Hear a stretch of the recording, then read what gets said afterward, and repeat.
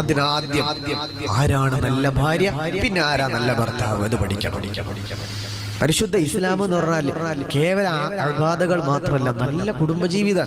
റസൂലുള്ള 10 കൊല്ലം പഠിപ്പിച്ചത് നിസ്കാരമല്ല, തൗഹീദാണ്.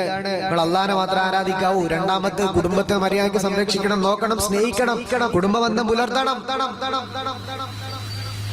ഈ 2 വിഷയമാണ് 10 കൊല്ലക്കാലം പ്രധാനമായിട്ട് റസൂലുള്ള പഠിപ്പിച്ചത്. പിന്നെ ബാക്കി 13 കൊല്ലം കൊണ്ട് ബാക്കി എല്ലാ ഇബാദത്തും പഠിപ്പിച്ചത്. 10 കൊല്ലത്തെ പണി പ്രധാനം എന്തായിരുന്നു? തൗഹീദും അതുപോലെ കുടുംബ ബന്ധം ചേർക്കലുമാണ്. ഏറ്റവും നല്ല ഭാര്യ ആരാണ്? അപ്പൊ നമ്മൾ സാധാരണ എക്സ്പെക്ട് ചെയ്യുന്ന, പ്രതീക്ഷിക്കുന്ന മറുപടി എന്താ? റസൂലുള്ളാഹിനോട് ഒരാൾ ചോദിച്ചു, നബി ഏറ്റവും നല്ല ഭാര്യ ആരാണ്? നമ്മൾ പ്രതീക്ഷിക്കുന്ന മറുപടി കുറെ നിസ്കരിക്കുന്നോള്, കുറെ നോമ്പെടുക്കുന്നോള്, കുറെ സ്വതക്ക കൊടുക്കുന്നോള്, ഇതൊക്കെയാണ് നമ്മൾ വിചാരിക്കുന്ന മറുപടി. റസൂൽ അതൊന്നുമല്ല പറഞ്ഞത്. സുഇലൻ നബിയു സ്വല്ലല്ലാഹു അലൈഹി വസല്ലമ, അല്ലാഹുവിന്റെ റസൂലിനോട് ചോദിക്കപ്പെട്ടു, അയ്യുൻ നിസാഇ ഖൈറുൻ, ഏറ്റവും നല്ല പെണ്ണ് അതാരാണു നബിയേ? ഏറ്റവും നല്ല ഭാര്യ അവൾ ആരാണു നബിയേ? യാ റസൂലല്ലാഹ്, ഏറ്റവും നല്ല ഭാര്യ ആരാണ്? നബി തങ്ങൾ പറഞ്ഞു, 3 സ്വഭാവമുള്ള പെണ്ണാ.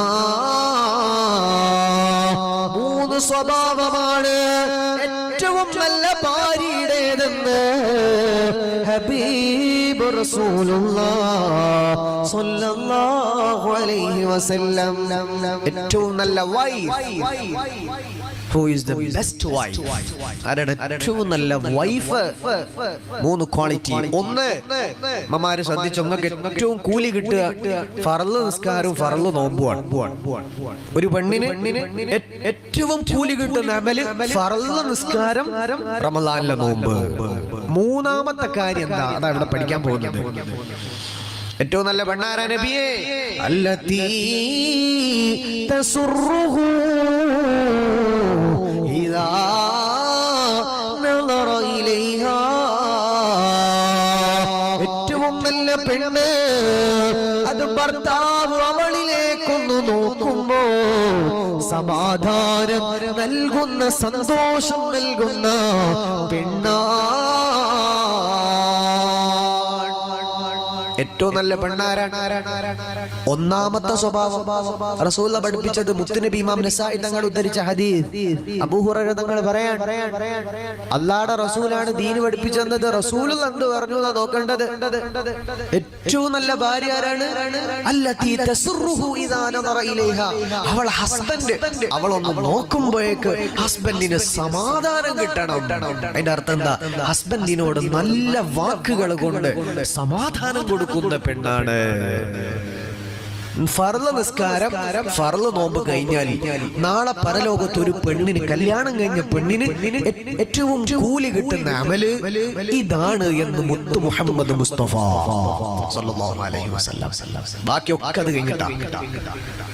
സ്വലാത്ത് കുറേ ചൊല്ലി, ദിക്ർ ചൊല്ലി, കുറേ സുന്നത്ത് നോമ്പെടുത്ത്, കുറേ സുന്നത്ത് നിസ്കരിച്ചു, അതിനൊക്കെ കൂലിയാണ്, നല്ല കാര്യമാണ്. അതിനേക്കാൾ കൂലി നിങ്ങൾക്ക് കിട്ടുന്നത് മുത്തനബി പഠിപ്പിച്ചത് എന്താണ്? നിങ്ങളുടെ ഭർത്താവിന് സമാധാനം കൊടുക്കലാണ്. ഏറ്റവും നല്ല പെണ്ണ് ഭർത്താവ് ഒന്ന് നോക്കുമ്പോഴേക്ക് പുതിയാപ്പിളക്ക് സമാധാനം. വൈകുന്നേരം ജോലി കഴിഞ്ഞിട്ട് കോളിംഗ് ബെല്ല് അമർത്തി, ഭർത്താവ് വന്നിട്ടുണ്ട്, അടുക്കളന്ന് വൈഫ് വന്നു. പൊന്നാരമ്മമാരെ, എന്റെ സഹോദരിമാരെ, നിങ്ങൾ ആദ്യം നോക്കുന്നത് എങ്ങോട്ടായിരിക്കും? പുതിയാപ്പിളിന്റെ മുഖത്തേക്കാണോ കൈമക്കാണോ? പുതിയാപ്പിളിന്റെ കൈമക്കാണോ മുഖത്തേക്കാണോ നോക്കുന്നത്? എടുങ്കണ്ണിട്ട് നോക്കൂ, കയ്യിൽ പറഞ്ഞ സാധനമില്ല, അത് വാങ്ങിട്ട് കൊണ്ട് കയറിയാൽ മതി അല്ലേ? അല്ലെ അകത്തേക്ക് കയറ്റിയിട്ട് ഒരു സാധനം പറഞ്ഞ മേടിക്കൂല, ഒരു കൊല്ലായി പറയാൻ തുടങ്ങിയിട്ട് ഒറ്റ ഓട്ടം അടുക്കളയ്ക്ക്. അങ്ങനെയല്ല വേണ്ടത്. നിങ്ങൾക്ക് ഏറ്റവും കൂലി, ആയിരക്കണക്കിന് സുന്നത്ത് നമസ്കരിച്ചതിനേക്കാൾ കൂലി കിട്ടുന്ന അമല് മുത്തുനബി പഠിപ്പിച്ചതാണ്. സലീം വാഫി വെറുതെ പറഞ്ഞതല്ല.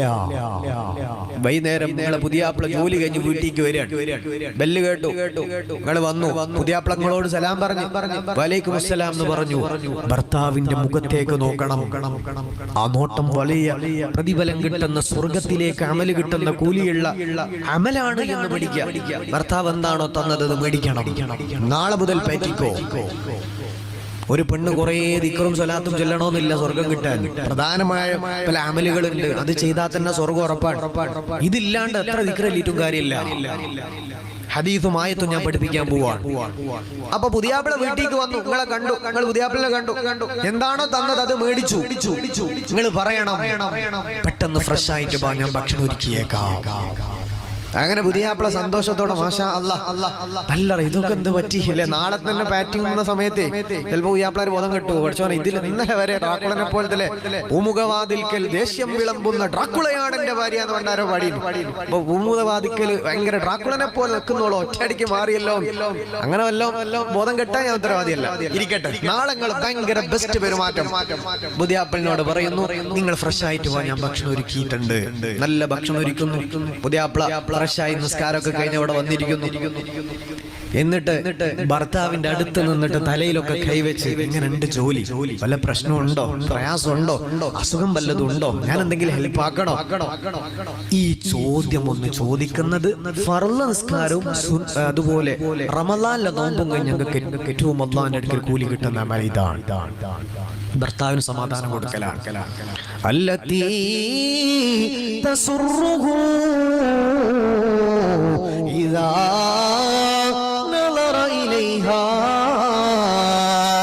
ഈ സ്വഭാവമാണ് കല്യാണം കഴിഞ്ഞ പെണ്ണിന് ഏറ്റവും പ്രതിഫലം ലഭിക്കുന്നത്, ഏറ്റവും നല്ല ഭാര്യയുടെ ലക്ഷണമെന്ന് ഹബീബ് റസൂലുള്ളാഹ് സല്ലല്ലാഹു അലൈഹി വസല്ലം. ഇത് നബി തങ്ങൾ പഠിപ്പിച്ചതാണ്. അപ്പോ ഒരു പെണ്ണിന്റെ ഏറ്റവും നല്ല പെണ്ണ്, ഒന്നാം നമ്പർ ഭാര്യ, ആഖിറത്ത് സ്വർഗം കിട്ടുന്ന പെണ്ണ് എന്നതിന്റെ അർത്ഥം ഓൾ ഒന്നാമത്തെ ലക്ഷണം എന്താണ്? അല്ലത്തി തസ്റുഹു ഇദാ നളറ ഇലൈഹാ, ഭർത്താവിന് സമാധാനം കൊടുത്തു. 2 വതുതീഉഹു ഇദാ അമറ. രണ്ടാമത്തേത് എന്താണ്? വതുതീഉഹു, ഭർത്താവ് ഒരു കാര്യം പറഞ്ഞാൽ അത് അനുസരിക്കല, അനുസരണയുള്ള പെണ്ണ് ഹബീബ് റസൂലുള്ളാഹ്. രണ്ടാമത്തെ ക്വാളിറ്റി അനുസരണ ശീലമാണ് എന്ന് റസൂലുള്ളാഹി സ്വല്ലല്ലാഹു അലൈഹി വസല്ലം. അനുസരണയാണ് രണ്ടാമത്തത്. പുതിയാപ്പിള ഒന്ന് പറഞ്ഞ 4 എണ്ണം പറയാ, അതല്ല ദീന്, അതനുസരിക്കലാണ്. ആരാ നല്ല ഭർത്താവ് ഇനി പറയണ്ടേ? ഇന്ന് വീട്ടിലെത്തി കാണിച്ചു തരാന്ന് വിചാരിക്കണ്ട. നല്ല ഭർത്താവ് ആരും തിരിയുമ്പോ ഒന്നും മിണ്ടാതെ പോണ്ടി വരും. അല്ലാഹു നമ്മുടെയൊക്കെ നല്ല ഭർത്താക്കന്മാരിൽ ഉൾപ്പെടുത്തട്ടെ. ഒരു പെണ്ണിനെ കല്യാണം കഴിച്ച് ഒരിക്കൽ അവളെ കരയിപ്പിച്ചാൽ നാളെ ആഖിറത്ത് കുടുങ്ങും. ഒരിക്കൽ എന്നിട്ടല്ലേ ദിവസം കരയിപ്പിക്കുന്ന പുതിയാപ്പിളിന്റെ കഥ. വേറൊരു വാപ്പന്റെയും പിന്നെ മോളെ കല്യാണം കഴിച്ചു കൊണ്ടുവന്ന് ഇടങ്ങാറാക്കി കഴിഞ്ഞാൽ ആഖിറത്ത് സ്വർഗം കിട്ടുമെന്ന് വിചാരിക്കേണ്ട. വളരെ ഗൗരവമാണ്. ഇൻഷാ അല്ലാഹ് ഞാൻ പഠിപ്പിക്കാൻ പോവാണ്. ഒരു മാറ്റം, ഇന്നലെ വരെയുള്ളതൊക്കെ മാറ്റി ഒരു നല്ല ജീവിതം നമുക്ക് വേണം. അപ്പൊ ഉമ്മമാരുടെ വിഷയമാണ്, ഭാര്യമാരുടെ വിഷയം ഇപ്പൊ പഠിപ്പിക്കുന്നത്. നല്ല രൂപത്തിൽ പഠിക്കാം. അപ്പൊ നിങ്ങൾക്ക് ഏറ്റവും കൂലി കിട്ടുന്ന ഒന്നാമത്തെ കാര്യം പറഞ്ഞു.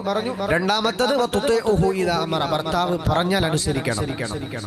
ഞാൻ വളരെ പ്രധാനപ്പെട്ട ഒരു മസല പഠിപ്പിക്കാം. ഒരു ഭാര്യ സുന്നത്ത് നോമ്പുകാരിയാണ് സങ്കല്പിക്കുക. തിങ്കളാഴ്ചയും വ്യാഴാഴ്ചയൊക്കെ സുന്നത്ത് നോമ്പെടുക്കാറുണ്ടല്ലോ.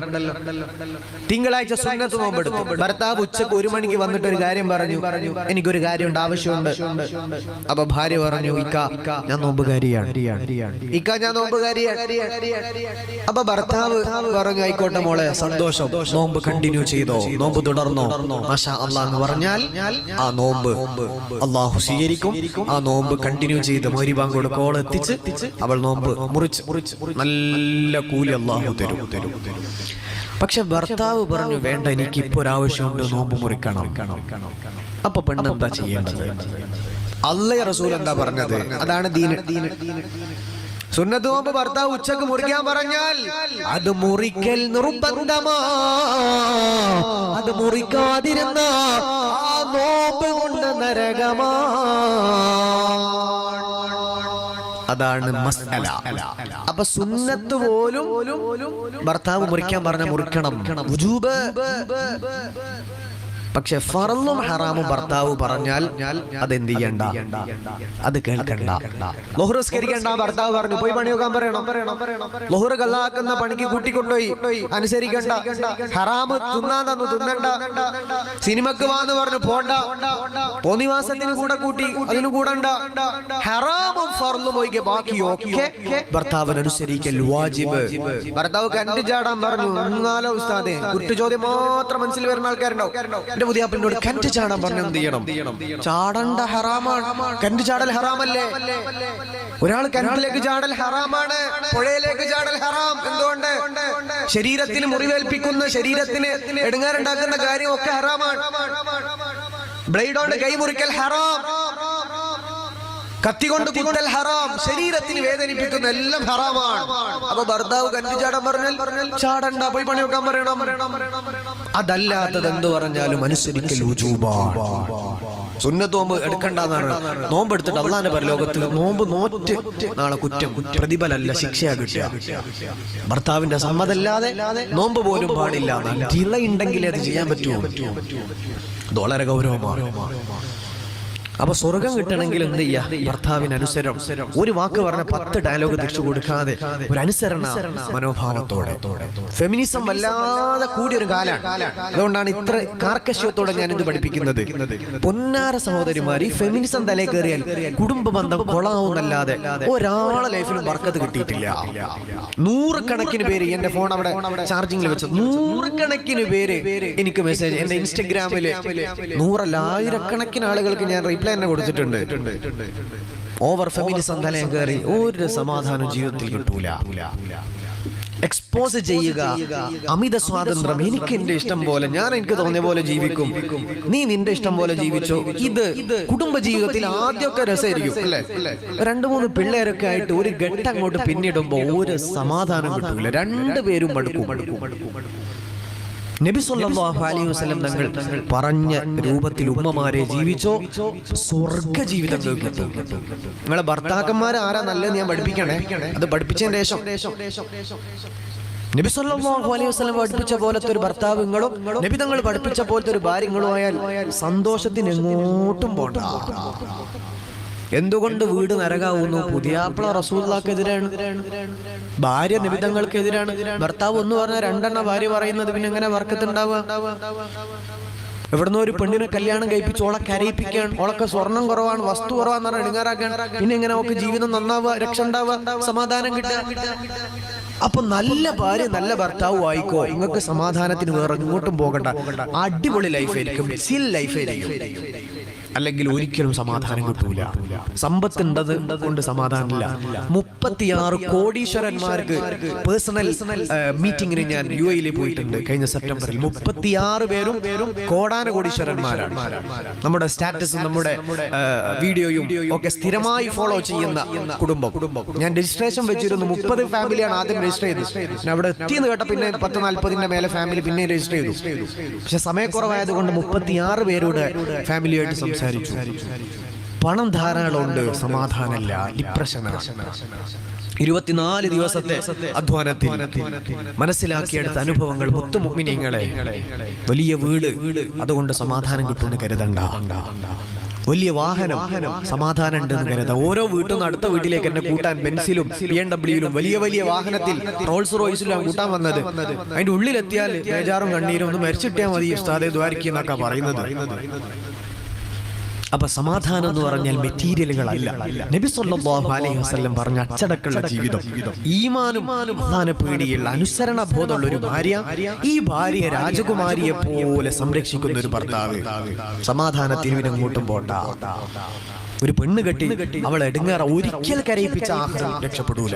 ഒരിക്കൽ കഴിഞ്ഞതൊക്കെ അങ്ങോട്ടും ഇങ്ങോട്ടും മറന്ന് ഇനിയൊരു നല്ല ജീവിതം. ഞാൻ ആദ്യം തന്നെ പറഞ്ഞിട്ടുണ്ട്, തെറ്റെല്ലാവരുടെ ലൈഫിലും, എന്റെ ലൈഫാണെങ്കിലും ഉസ്താദിന്റേതാണെങ്കിലും കമ്മിറ്റിയുടേതാണെങ്കിലും ആരുടെ ലൈഫിലും തെറ്റ് സംഭവിച്ചേക്കാം.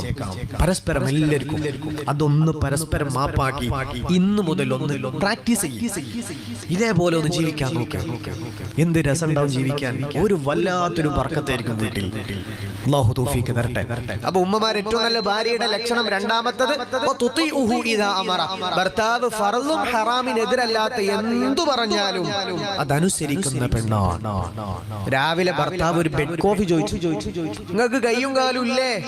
947 എനിക്ക് സ്വാതന്ത്ര്യം കിട്ടിയാണ്, നിങ്ങൾ അടിമയായിട്ട് നിൽക്കണമെന്നൊന്നും ഇല്ല, വേണമെങ്കിൽ പോയിട്ട് കയ്യും കാലും ഇല്ല ഉണ്ടാക്കി കുടിച്ചോ എന്ന് പറഞ്ഞിട്ട് ഭാര്യ നേരെ പോയിട്ട് അൽ-ബഖറ സൂറത്ത് ഇങ്ങനെ ഓതാൻ തുടങ്ങി. ആ അൽ-ബഖറ കൊണ്ട് നരകമാ അവിടെ ചെയ്യേണ്ടത് ഭർത്താവിനെ അനുസരിക്കല.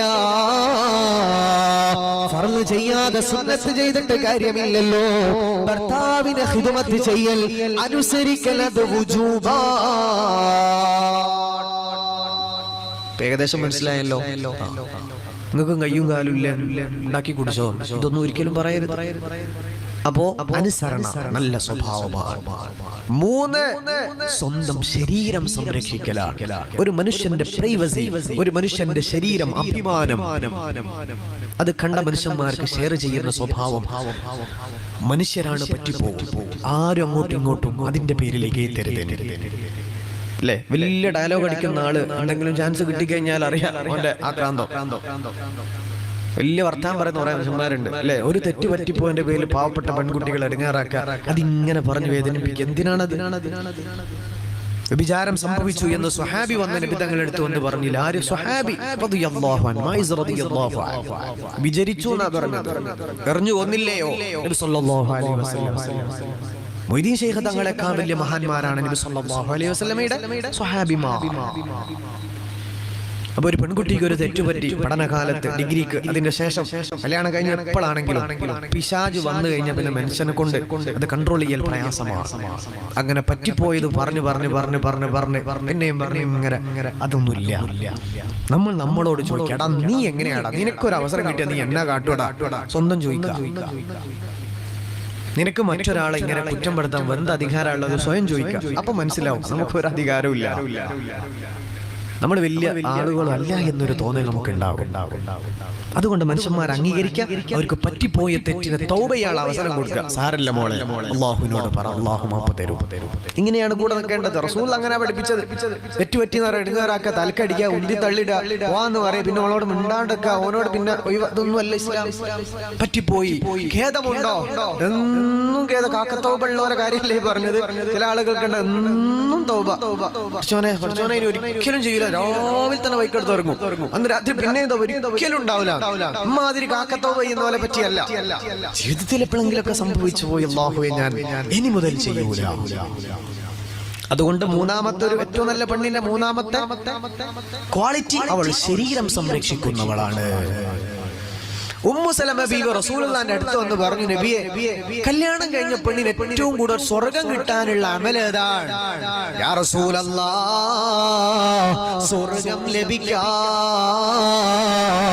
ഏറ്റവും അധികം ഉപകാരമാകുന്ന അമൽ ഏതാണ് നബിയേ? റസൂലുള്ളാഹി സ്വല്ലല്ലാഹു അലൈഹി വസല്ലം തങ്ങൾ പറഞ്ഞു, അയ്യുമംറഅത്തിൻ മാതത് വസൗജുഹാ അൻഹാ റാളിൻ ദഖലത്തിൽ ജന്ന. ഒരു പെണ്ണ് മരിച്ചോ, പെണ്ണിന്റെ ഭർത്താവിന് അവളുടെ കാര്യത്തിൽ സന്തോഷമാണ്, തൃപ്തിയാണ്. മാഷാ അല്ലാഹ്, എന്റെ ഭാര്യ നല്ല മോളായിരുന്നു, ആ പെണ്ണിന് സ്വർഗ്ഗം ഉറപ്പ്. ദഖലത്തിൽ ജന്ന, ഹബീബ് റസൂലുള്ളാഹ് സ്വല്ലല്ലാഹു അലൈഹി വസല്ലം.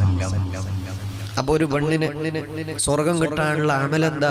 ഭർത്താവിന്റെ പൊരുത്തം നേടലാണ്.